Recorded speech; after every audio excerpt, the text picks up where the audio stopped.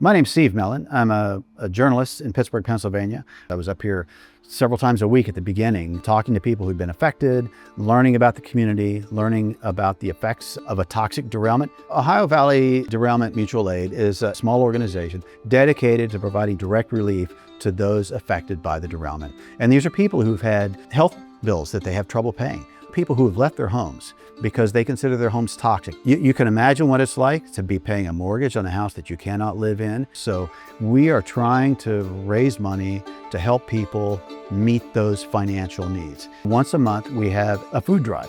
We bring food from Pittsburgh, food from restaurants, donated food from grocery stores. We bring that to Darlington, just outside of the East Palestine area. Also, we've arranged on at least 3 or 4 occasions now for a trauma specialist to come to the community and talk to people about what they've experienced. There's an educational aspect of what we do too. We've had George Thompson, a toxicologist, give a very detailed presentation based on his research about what was unleashed in the derailment, what chemicals were unleashed and where they went, and the effects that those can have on your body. When I first heard about the fires here in East Palestine, I just watched the news reports, and every night I would watch and see what they had to say about East Palestine. And then I heard that they had lifted the evacuation order within just days. I think it was 5 days.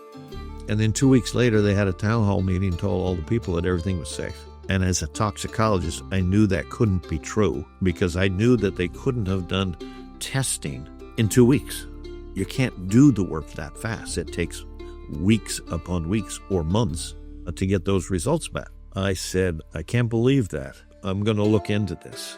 This could happen, it literally could happen to anybody. And we know from other places where this has happened that you really are on your own. No government agency is going to come in to save you. The companies are going to find a way to release themselves from responsibility. We've seen this over and over and over again. I don't feel anything has yet to come of the situation that makes any of us feel our concerns and questions have been addressed. If we are not willing to fight for our communities, towns, region, and river valley, why would anybody else?